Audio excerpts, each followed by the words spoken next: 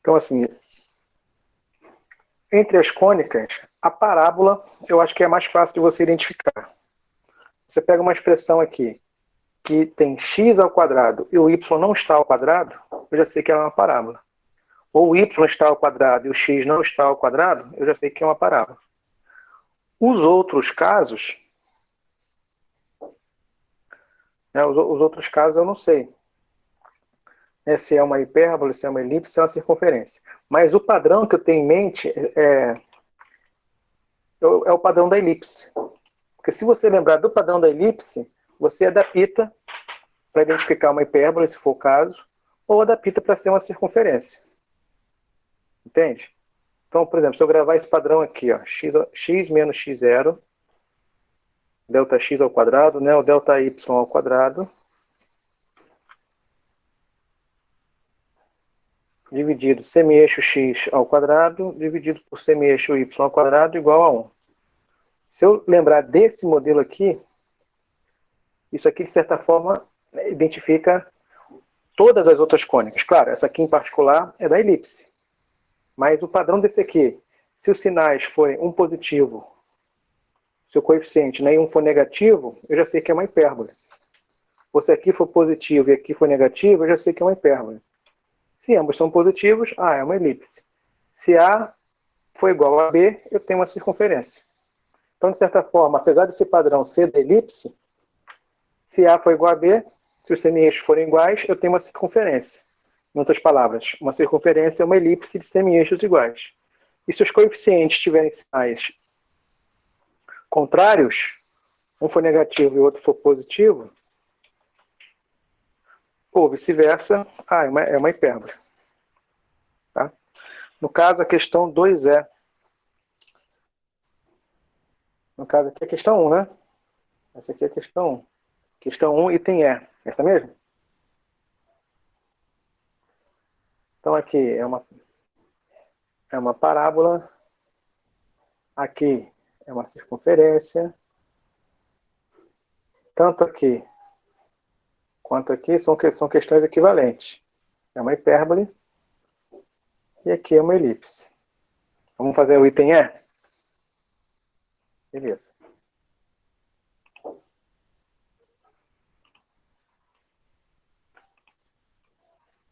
O item E aqui. O que eu preciso? Eu preciso escrever essa equação aqui nessa forma. Tá? Então eu preciso ter x menos um valor ao quadrado.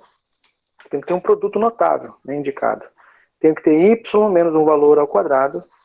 Tenho que comparar com 1.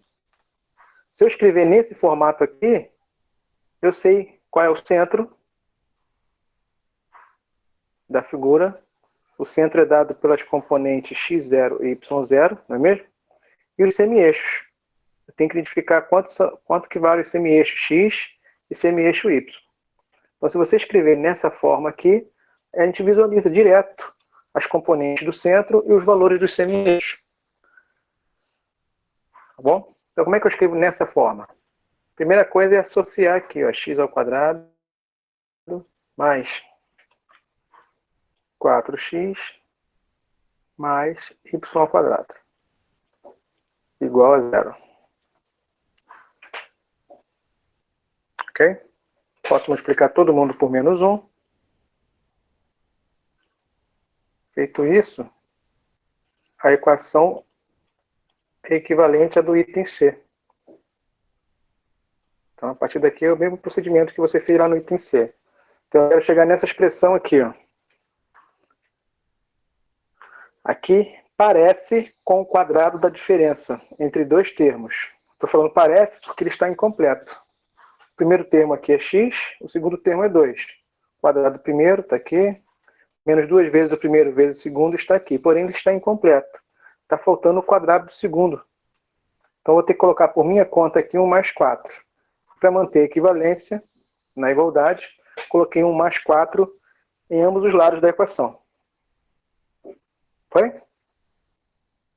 Aqui é só repetir o y ao quadrado igual a 4.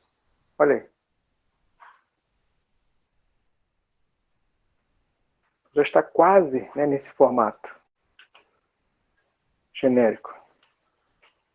A única coisa que tem que fazer agora aqui é igualar a 1. O que eu posso fazer nessa equação para no segundo membro eu tenha 1?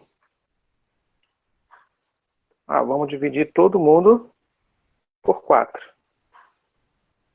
Aí sim, x menos 2 ao quadrado dividido por 4, ficou indicado, menos y ao quadrado dividido por 4, igual a 1. Ok? Então, o coeficiente aqui é positivo e aqui é negativo. Então, já descarto a elipse. Já sei que cônica é essa. Aqui é uma hipérbole. Então, o primeiro passo é esse. Você escrever nesse formato e saber identificar que cônica é.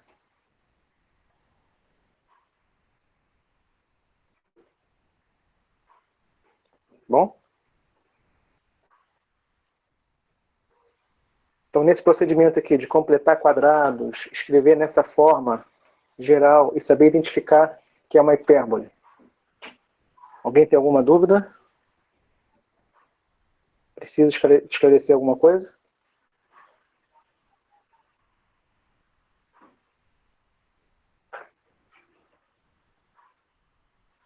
Então vamos ao esboço. Para você fazer o esboço, tudo que você precisa já está aqui. Você precisa conhecer as componentes do centro e o semi-eixo. Quanto que vale o centro? Nesse caso, as componentes do centro.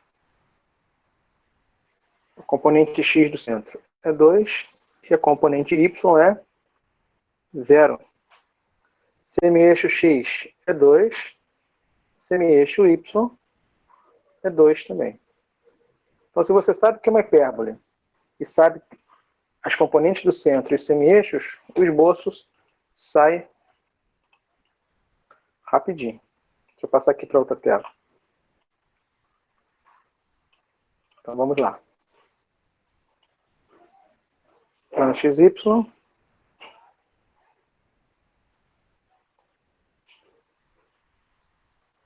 Começo marcando o centro.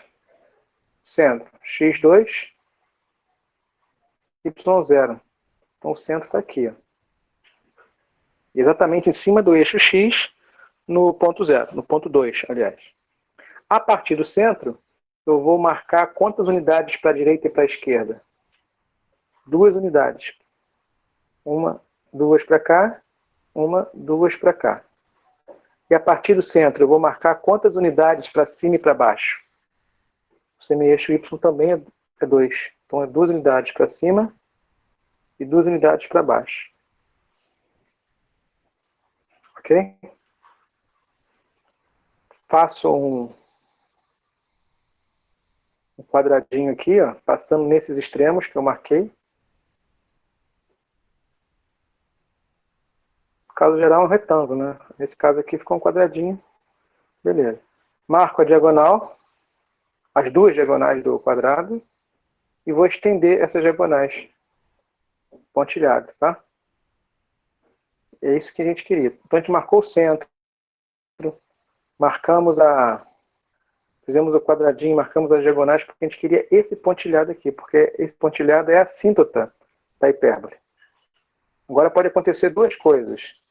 A hipérbole de interesse.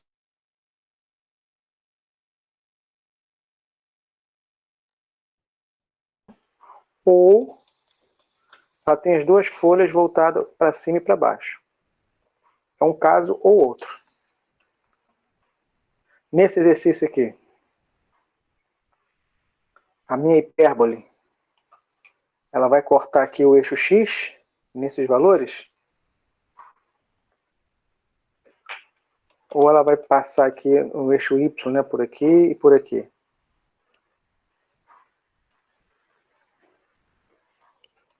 Então, uma dica, né, o Zé Carlos está falando aqui, uma das dúvidas é identificar a direção das hipérboles, vertical e horizontal. Então, você olha, para você não ter dúvida nessa parte, é só você olhar a equação. O que faz sentido aqui, para a gente continuar as contas? Né? Se eu copiar aqui para baixo. Copiar aqui essa expressão lá para baixo.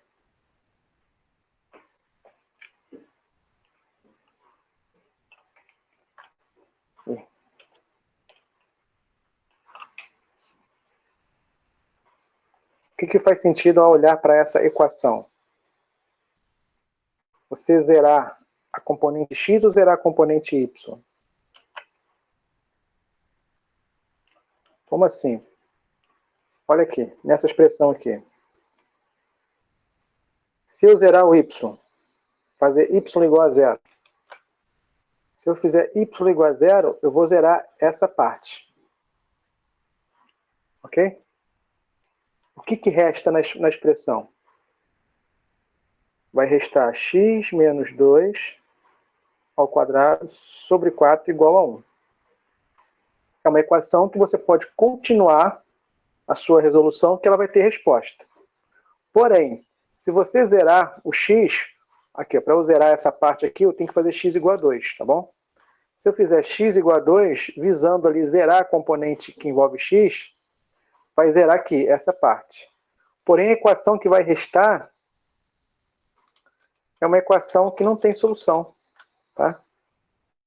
Se você zerar o... Vou fazer aqui do outro lado.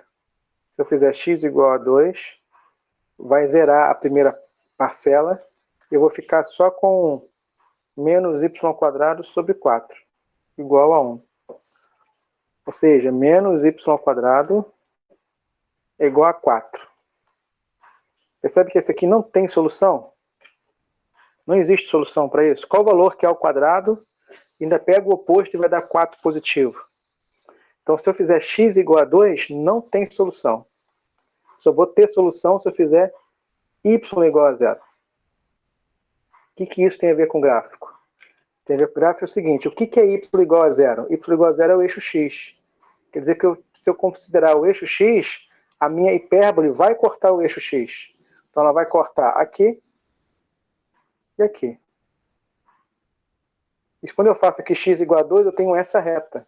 Então eu estou vendo que ela não vai cortar essa reta vertical, x igual a 2. Ela só vai cortar a reta y igual a zero.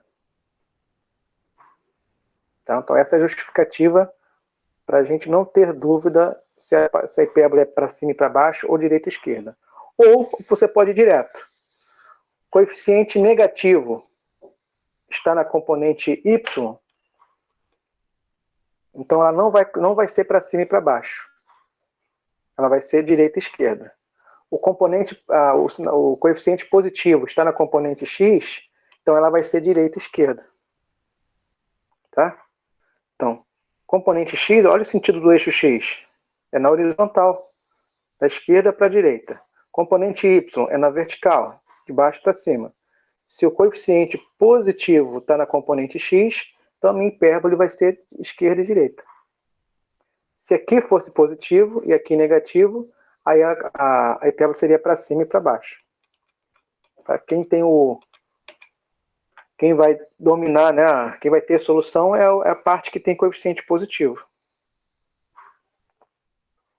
Vê se consegui esclarecer aí, né, esse resultado. Então, beleza.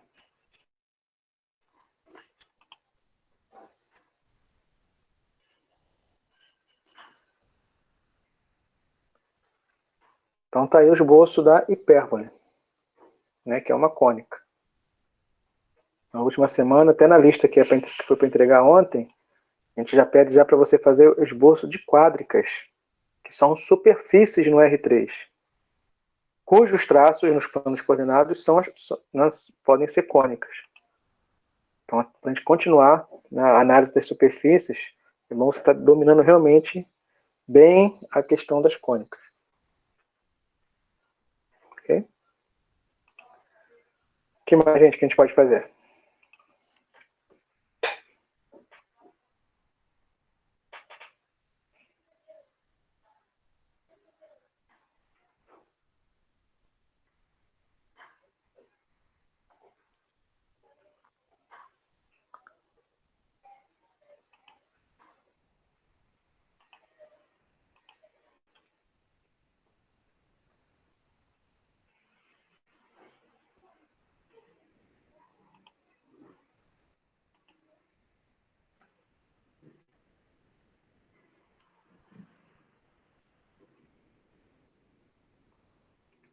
Tem algum exercício, alguma questão que a gente poderia desenvolver aqui juntos? Pode falar.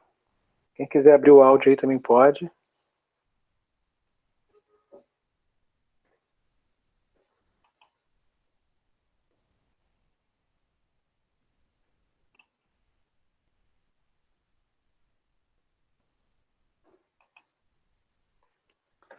Fazer uma parecida com a da lista 2.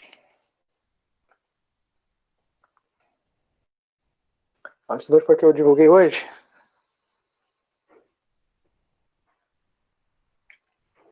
Tá.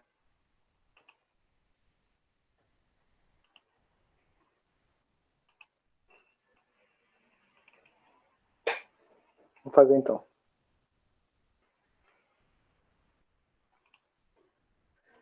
Então, na lista 2, a gente está abordando a questão de funções vetoriais. Então, a primeira pergunta é: o que é uma função vetorial? Tá? O que caracteriza uma função? Como eu caracterizo uma função em real ou função vetorial? Por exemplo, quando eu escrevo assim, f de x é igual a x ao quadrado.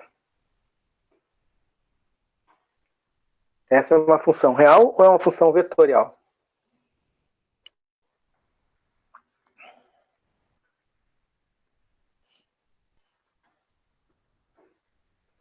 É real. Por que ela é real? Porque os resultados dessa função são números reais. Tá? É o que a gente chama de contradomínio. O domínio dessa função. Essa função aqui não tem restrições. Então eu posso entrar nessa função com qualquer valor de x. Então o domínio dela também é o conjunto dos reais. Então essa função aqui, o domínio dela é os reais e o contradomínio é os reais. A imagem, como aqui eu estou vendo a expressão e vejo que é x ao quadrado, eu sei que a imagem vai ser só os reais não negativos, os positivos e o zero, incluindo o zero. Tá, então tem a questão do domínio, contradomínio e imagem. Todo mundo lembra disso, não lembra? Qual é a diferença de contradomínio para imagem?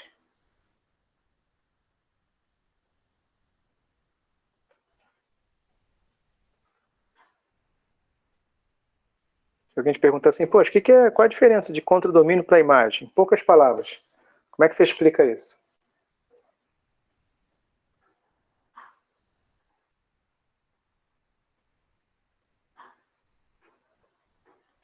Podem falar, gente, fica com vergonha não. Deu branco? Mas vocês já viram isso, já? Pode fazer tempo, né? Faz tempo que... Eu gosto de falar, de pensar na função como se fosse uma máquina. Onde eu entro com valores, essa máquina opera, né? Tem as engrenagens dessa máquina e tem os resultados, as saídas dessa máquina.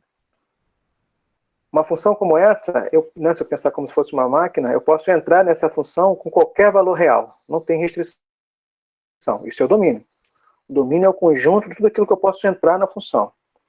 O contradomínio, que é o que a gente escreve aqui, depois da setinha, é a minha expectativa de resultado.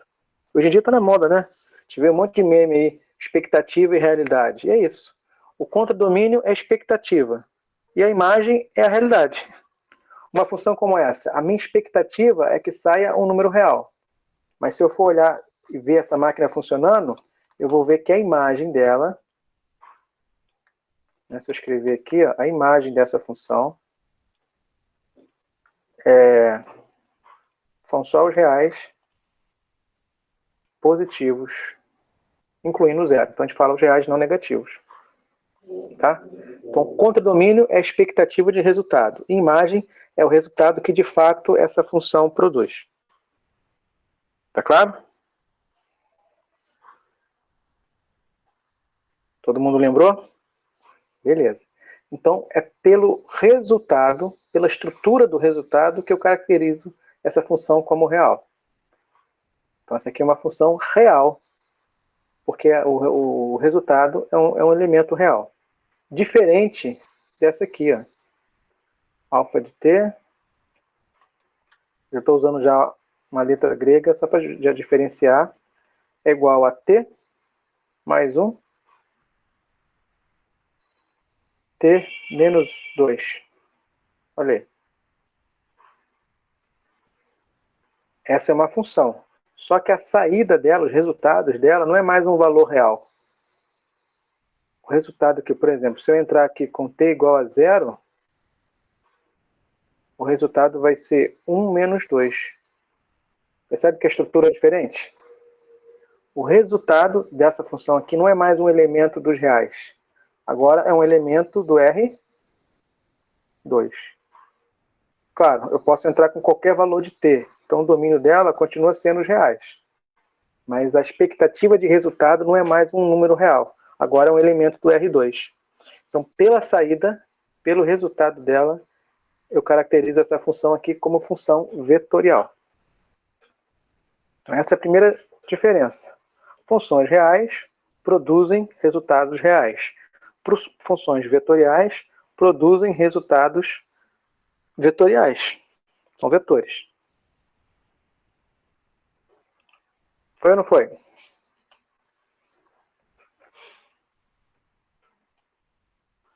Tá bom? Então, só que tem duas aplicações. Tem a aplicação vetorial e tem uma aplicação de gráfica, de fazer o gráfico, que é o que a gente vai explorar, tá, com mais intensidade. Olha aqui, essa função ela sai dos reais e ela cai no R2. O domínio dela são valores de t, valores reais. E os resultados são elementos do plano XY. Por exemplo, já fiz agora há pouco aqui. Se eu entrar com t igual a 0, já fiz a conta. Se t é igual a 0, o resultado é um ponto. É o ponto 1 menos 2. Tá? Se fizer t igual a 1, o resultado é outro ponto. Se o t for igual a 1, aqui vai ser 2. E a segunda componente vai ser menos 1. Confere aí para mim. Aí se o t for igual a 3, se o t for igual a 2.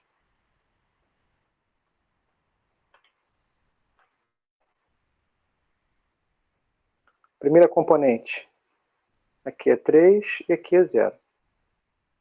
Então, qual é a representação gráfica disso? Claro, eu não vou ficar fazendo pontinho por pontinho, mas só para essa introdução. Né? Quando t é igual a 0, essa função vem aqui e marca o ponto 1 menos 2. Marca esse ponto. Quando t é igual a 1, essa função vem cá e marca o ponto 2 menos 1. Tá? Esse ponto aqui. Quando t é igual a 2, essa função vem e marca o ponto 3, 0. Marca esse ponto aqui. Então, eu posso só marcar os pontos, ótimo, ou posso marcar os vetores. Se você considerar aqui vetores saindo da origem e que vão até esse ponto. Claro, se você fizer isso com 10 valores de t, você vai ter um leque aqui de 10 vetores. Bom, essa é a representação vetorial. Ou simplesmente eu marco os pontos, que representam os pontos finais desses vetores. Vai ficar algo mais limpo, visualmente. Tá bom? Se eu entrar com valores contínuos de t, de 0 a 2, essa função aqui vai imprimir infinitos pontos nesse intervalo. Se eu entrar com todos os valores de t da reta real, essa função aqui vai imprimir infinitos valores aqui. Então, se eu olhar por essa perspectiva, uma função como essa, uma função vetorial que cai no R2, para cada valor de t, ela imprime um pontinho no R2. Se eu entrar com todos os valores de t possíveis, ela vai imprimir um monte de pontinhos. Com isso, ela vai desenhar alguma coisa para mim. Então, eu posso olhar para uma função como essa e ver que ela desenha alguma coisa no R2. Então, uma função vetorial que cai no R2, ela desenha uma linha no R2. Que pode ser uma reta, pode ser uma curva, pode ser um traço qualquer. É como se fosse uma máquina de imprimir, uma máquina de desenho. Ela desenha alguma coisa. Ok? Então tá aí a função. O que é uma função vetorial? Como ela se comporta.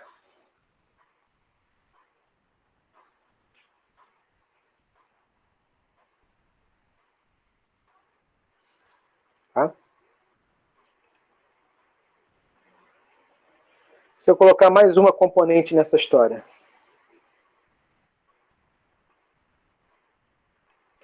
Se eu colocar aqui, ó. Faz outro exemplo.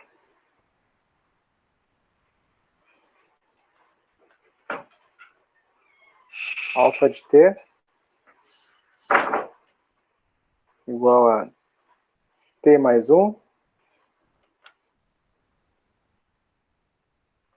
t mais 2 e t. Inventei agora. Se eu deixar t aberto para qualquer valor, vai desenhar alguma coisa infinita. Ou eu posso controlar aqui, ó, t variando entre 0 e 1. Ou seja, não vai ser uma curva infinita, ela vai ter ponto inicial e ponto final. Tá?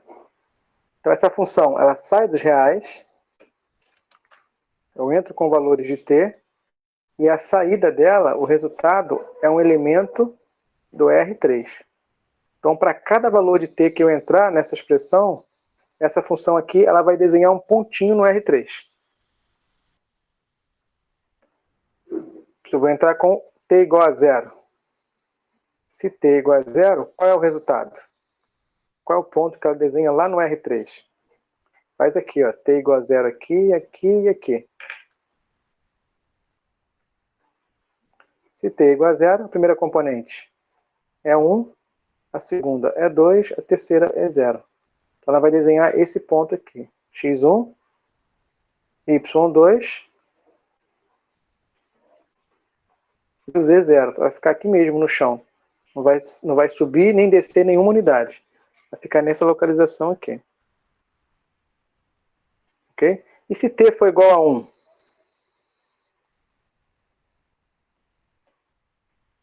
Quanto que vale as componentes? Faz t igual a 1 aqui, aqui e aqui.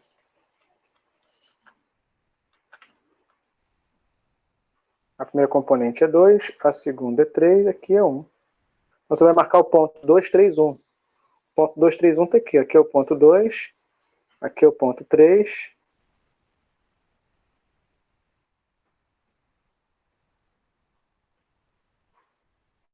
E uma unidade para cima. Então marquei esse ponto. Se eu entrar com valores intermediários entre 0 e 1, essa função vai imprimir infinitos pontos ligando esses dois aqui. Então eu vou ter um segmento de reta. Tá? Então essa função vetorial aqui, ela desenha alguma coisa no R3. O que ela desenha no R3?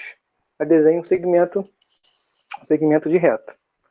Por que eu já sei que é um segmento de reta? Quando eu olho aqui para as componentes e vejo que são funções afins, cada uma dessas, já sei que essa função representa um segmento de reta. Quando tem cosseno e seno, quer dizer que tem um giro na história. Então a ideia é você saber identificar essas equações aqui que dependem, que a gente chama de equações paramétricas. São equações que dependem do mesmo parâmetro. E quais são os casos que a gente precisa dominar? Segmento de reta, circunferência, elipse e funções. Se a gente souber parametrizar esses 4 casos, parametrizar linhas que são retas, parametrizar linhas que são funções, parametrizar linhas que são circunferência ou elipse, esses 4 casos especiais cobrem muitos casos de parametrização. Então a ideia é você saber, né, escrever essas equações paramétricas desses 4 casos, que são os casos que eu estou cobrando na lista, por exemplo. Tá? Que são os casos comuns. Ok? Então vamos lá. Vou falar aqui rapidamente sobre esses casos. O videozinho que eu divulguei lá na sala virtual também falo sobre isso. Eu posso falar de novo, sem problema. Então aqui, segmento de reta. Como é que você parametriza um segmento de reta?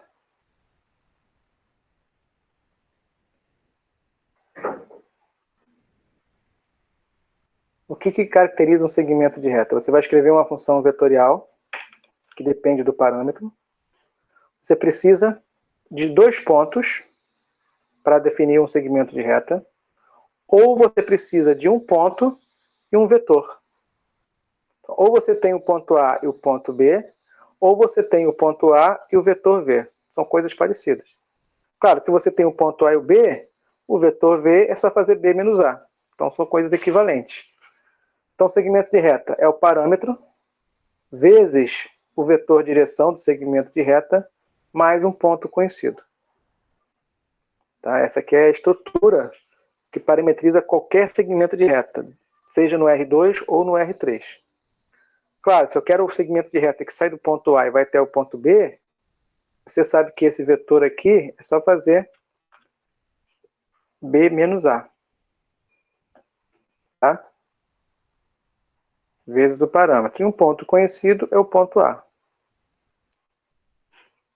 Então, esse aqui é o modelo que serve para parametrizar qualquer segmento de reta. Então, se você lembrar desse modelo aqui, você representa qualquer segmento de reta. Desde que esse segmento de reta comece no ponto A, você tem que conhecer o ponto A e termine no ponto B. Tem que conhecer o ponto B. Tá bom?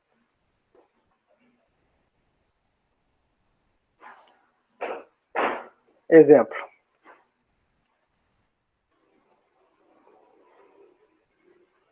Se eu pedir para você parametriza o segmento de reta que liga o ponto A, que é o ponto 1, 1, 2, até o ponto B, que é o ponto menos 2, 0 e 3.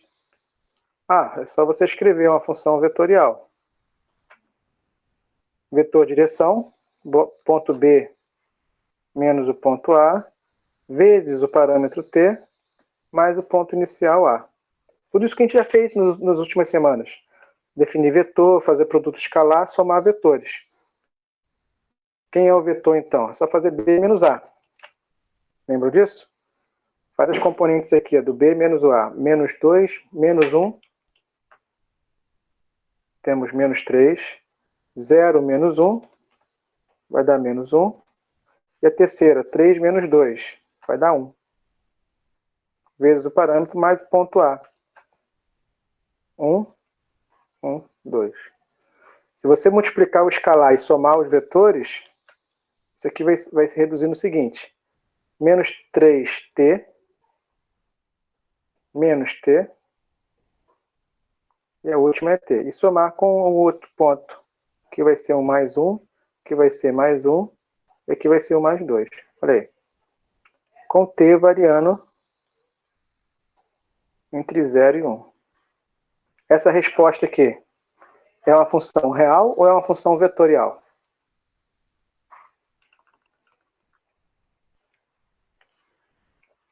Fala comigo. Alfa de t é igual a menos 3 mais... Alfa de t é igual a menos 3 mais 1, menos t mais 1 e t mais 2. Essa estrutura é uma função real ou é uma função vetorial? É uma função vetorial. Que sai dos reais e cai na onde? Cai nos reais, cai no R2 ou cai no R3? Essa função aqui. Isso aí, obrigado. Cai no R3. Isso aí, entendeu? Ela cai no R3 imprimindo alguns pontos. O que ela vai desenhar? Eu já sei. Então, eu estou fazendo 2 exercícios em um, tá? Então, aqui eu dei os pontos e expliquei como é que a gente parametriza. E agora, dada a parametrização, como é que você chega nesses pontos? É só substituir. Se você fizer t igual a 0, adivinha? Se você fizer t igual a 0, você vai cair em qual ponto? Você vai representar qual ponto? T igual a 0, vai zerar aqui, aqui e aqui. Eu vou ter o ponto 1, 1, 2, que é o ponto A. Se eu fizer t igual a 1, eu vou ter a primeira componente vai ser menos 2, a segunda componente 0, a terceira 3. Eu vou cair no ponto B. Tá? Então, é um segmento de reta que liga o ponto A até o ponto B. Então, é só representar esses pontos. 1, 1, 2, ponto A, e o ponto B, menos 2, 0, 3. Algo assim. Isso dá para entender, gente. Aqui é 1, 1 e subir 2 unidades. E aqui é menos 3, menos 2, 0 e subir 3 unidades. Então aqui eu tenho o ponto A e aqui o ponto B. O segmento de reta é esse aqui.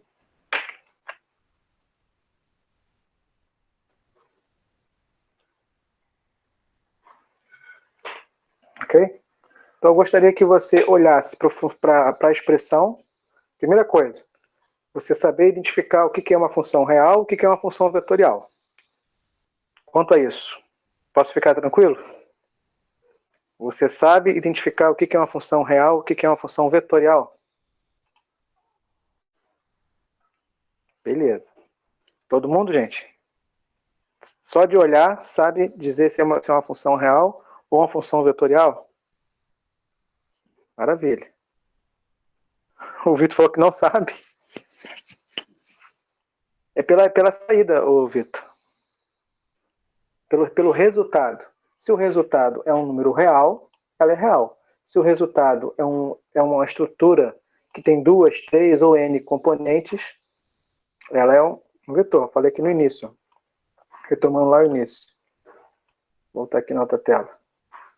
Aqui. Esse caso aqui, por exemplo. F de x igual a x ao quadrado.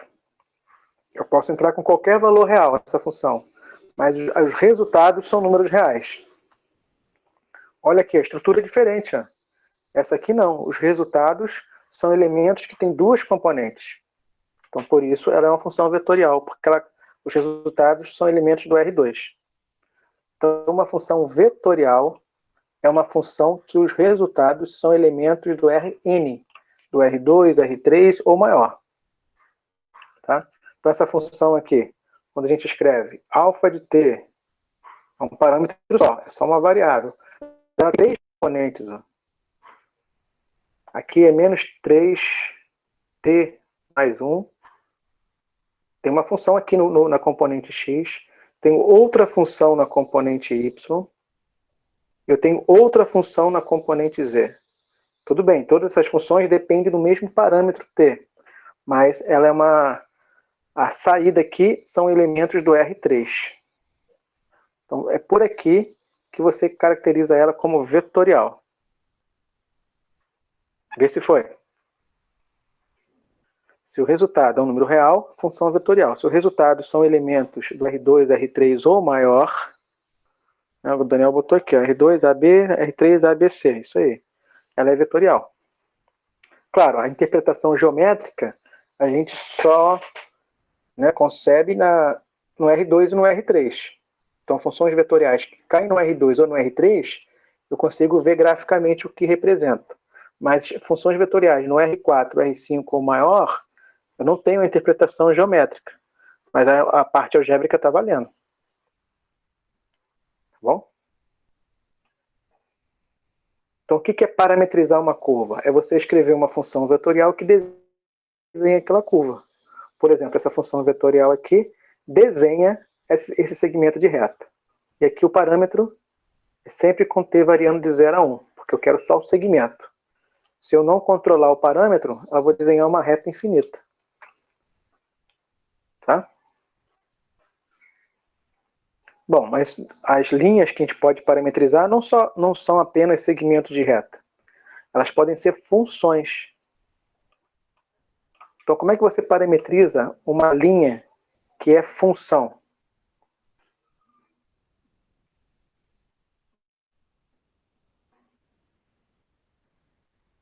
Seja a função que for. Vou botar aqui uma função genérica. Função aqui definida no intervalo de A até B. A ideia aqui é você pegar um ponto genérico. Um ponto genérico aqui, dessa função, esse ponto tem a componente x, qualquer, e a componente y é a imagem. É ou não é? Deixa eu apagar aqui. Aqui é a minha função,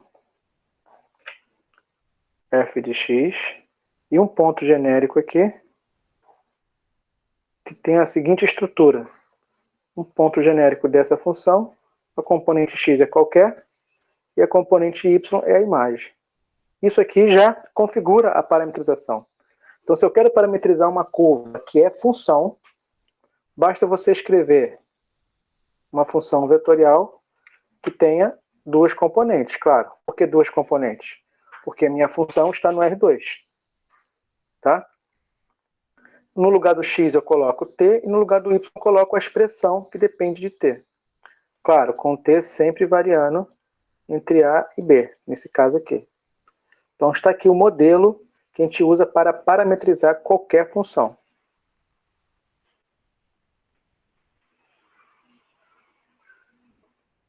Tá? Exemplo. Se eu escrever assim, ó, represente graficamente essa função vetorial alfa de t igual a t ao quadrado. Olha, com t variando entre 0 e 2. Essa aqui é uma estrutura real ou é uma função vetorial? Vou passar para outra tela.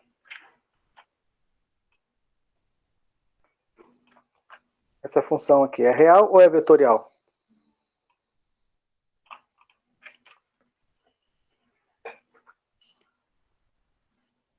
Isso aí, Daniel, vetorial. Então, ela desenha uma linha no R2 ou no R3?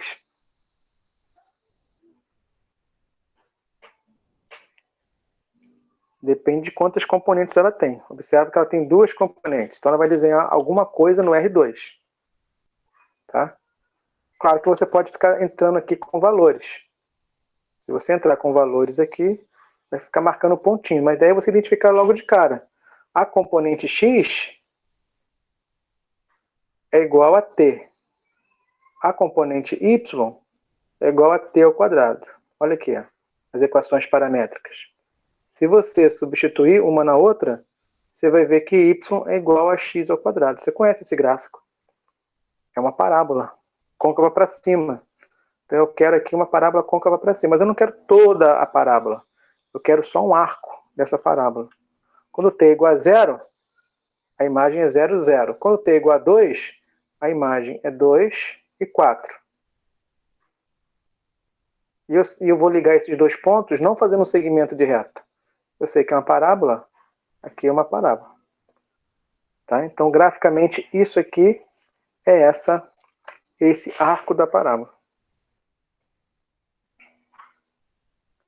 E vice-versa. Ah, não. A função que eu quero desenhar é a função x ao quadrado. Como é que eu parametrizo isso? Ah, coloca t no lugar do x. E no lugar do y coloca a expressão. No caso é x ao quadrado, é t ao quadrado. Então, a ideia é você saber fazer as duas coisas. Dado a parametrização, você saber que isso representa uma parábola, ou dada a equação da parábola, a função da parábola, você saber escrever a parametrização. Ok? Então esse é o segundo caso. Então a gente deve saber parametrizar segmento de reta, com esse formato aqui, olha, que eu destaquei. Devemos saber parametrizar funções, que é essa forma aqui. Só que tem curvas que são diferentes de segmento de reta e também são diferentes de funções. Por exemplo, a circunferência e a elipse. Então, se a minha curva é uma circunferência, vou colocar aqui uma circunferência, a princípio centrada, mas pode ser uma circunferência qualquer. Tá?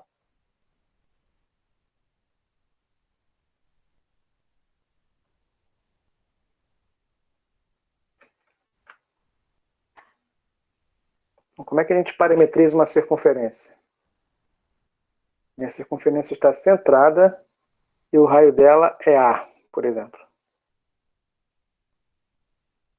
Você vai escrever uma função vetorial que tem quantas componentes? 2 componentes ou 3 componentes? Se eu quero parametrizar uma circunferência, a minha circunferência é uma curva que está no R2. Então eu preciso de uma função vetorial com duas componentes. 6 aqui. Eu sei que a equação cartesiana dessa circunferência é x ao quadrado mais y ao quadrado igual a a ao quadrado. Olha aí a equação da cônica, circunferência. Mas eu quero escrever agora essas equações, o x e o y, em função de um mesmo parâmetro. E a ideia aqui é você se inspirar nas coordenadas polares. Coordenadas polares eu tenho que x é igual a r cosseno θ e y igual a r seno θ. Isso aqui são as coordenadas polares. Só estou pegando isso como inspiração. Aqui o meu r não está variando. Eu sei que o raio da minha circunferência aqui é conhecido. E vale quanto? E vale A. Tá? E o parâmetro aqui eu não vou colocar θ. O θ é da polar, né? Aqui eu estou usando T. Então eu vou colocar T aqui também. Então tá aí. Mas a inspiração é todinha das coordenadas polares. Se eu substituir o x aqui por A cosseno T e o y por A seno T, somar os quadrados, essa equação vai ser verdadeira? Aqui vai ficar A cosseno T tudo ao quadrado. Aqui é A seno T ao quadrado também. Vou colocar o A ao quadrado em evidência e vou cair na identidade fundamental. Então, satisfaz. Essas equações paramétricas satisfazem a equação da circunferência. Então, isso aqui, se você lembrar desse modelo, claro, com T variando de 0 a 2π, se eu quero a circunferência inteira, ou se eu quero qualquer outro arco, é só controlar por aqui. Então, esse aqui é o modelo que serve para parametrizar qualquer circunferência centrada. Tá? Se você sabe o raio, é só colocar o raio aqui no coeficiente. Então, da mesma forma que você olha para cá e sabe que isso aqui é uma circunferência de centro 0, 0 e raio A, eu espero que você olhe para essas equações paramétricas e também saiba que é uma circunferência de centro 0, 0 e raio A.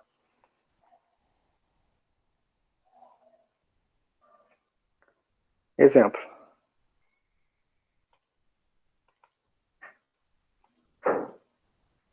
Se eu botar assim.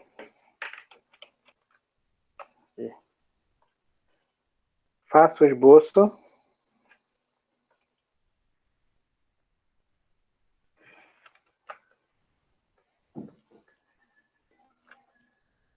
Alfa de t é igual a 2 cosseno t,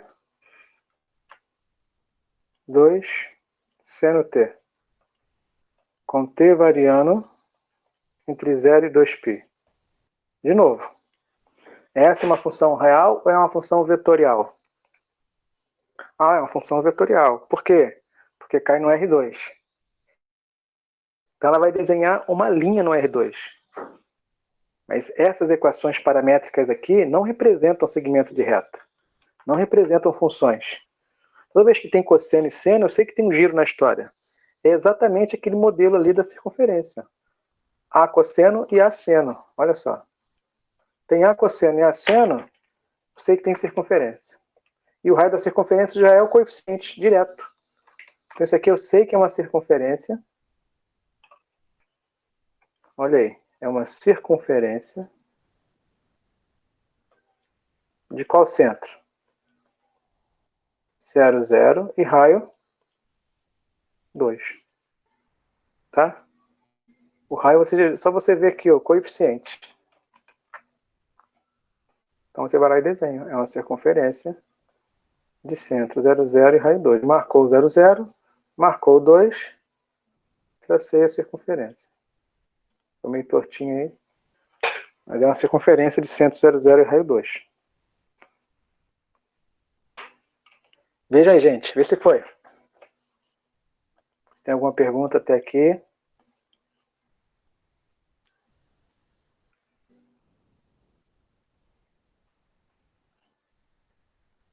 Ok? Então, o que vai além disso, agora, são variações, mas a ideia principal é isso que está aqui. Tá? Por exemplo, uma variação, antes de eu falar de um caso mais geral ali de outro centro, sem ser a origem, se eu escrever assim, ó,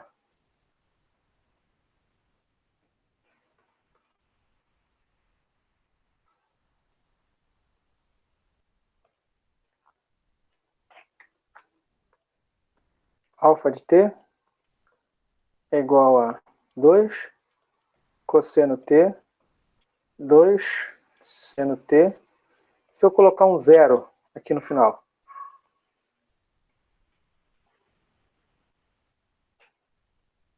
Com t variando, sempre tem que dizer o parâmetro, tá? O limite do parâmetro, de 0 a 2π. Eu sei que 2 cosseno, 2 seno desenha uma circunferência de centro 0, 0 e raio 2. Só que você vai desenhar essa circunferência agora no R3. Como assim? Aquilo ali é uma circunferência. Só que você vai desenhar aquela circunferência no plano z igual a 0. Onde está o plano z igual a 0?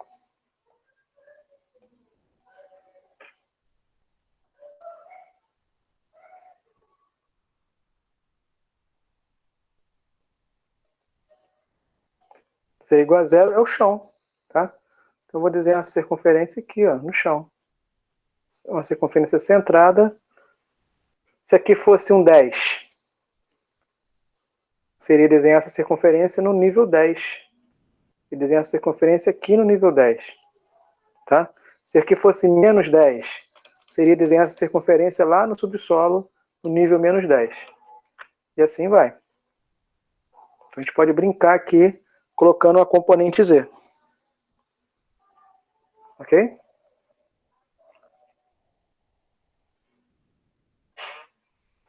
Perguntas até aqui? Então, num caso mais geral, o que eu posso ter? Eu posso ter x menos x0 ao quadrado mais y menos y0 ao quadrado igual a 1 ao quadrado dividido por b ao quadrado. Isso aqui é uma equação de uma cônica. É uma elipse. É isso? Isso aqui é uma elipse de centro x0, y0 e semi-eixos A e B. Claro, se A for igual a B, você tem uma circunferência. Se x0 e y0 forem nulos, ela está centrada na origem. Então, isso aqui é uma expressão mais geral.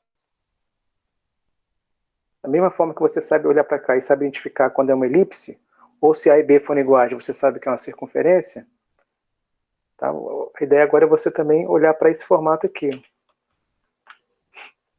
Alfa de t. Então, aqui eu tenho A cosseno t e B seno t. Se eu escrever assim, de 0 a 2π. Olha aqui, se A e B, os coeficientes forem diferentes, eu tenho a parametração da elipse. Se os coeficientes forem iguais, eu tenho a parametração da circunferência. Tá? A ideia é a mesma. E aqui você desloca alguma coisa. Se você deslocar aqui x0 unidades e aqui y0 unidades, o quanto você adicionar compõe as componentes do centro. Então, essa é a forma de você parametrizar a elipse. Então, da mesma forma que você tem a forma cartesiana da elipse, a ideia é você também ter agora as equações paramétricas. Então, com isso a gente fecha os casos especiais. Saber parametrizar segmentos de reta, saber parametrizar funções, e esse padrão aqui, que é o geral, que serve para parametrizar tanto circunferência quanto elipse.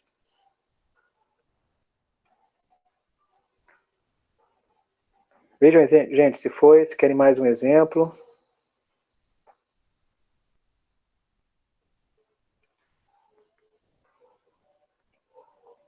Então, com isso já dá para fazer a lista 2. Tá? Eu quero que você em cada item lá da lista 2, né, que é para fazer essa semana, você diga para mim qual é o nome da curva que você vai desenhar em cada item e fazer o esboço dessa curva. Lembrando que a curva pode estar no R2 ou no R3. Vê lá na lista.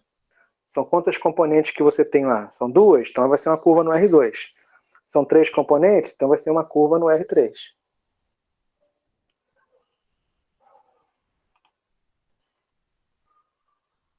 Ok? Então já dá para mexer um pouquinho. Né?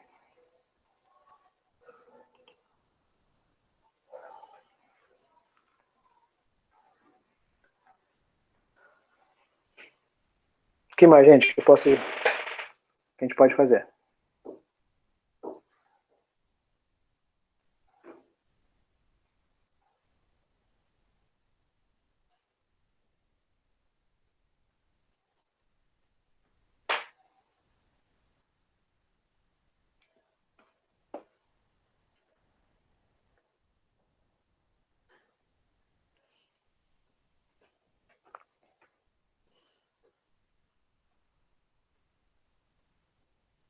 Mais alguma coisa?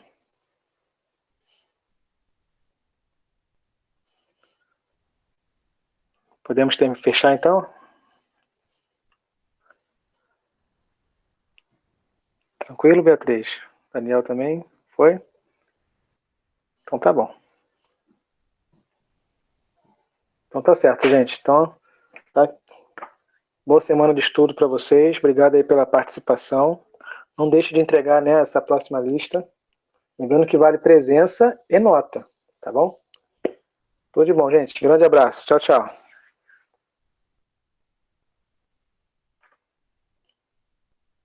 Até, valeu. Boa noite.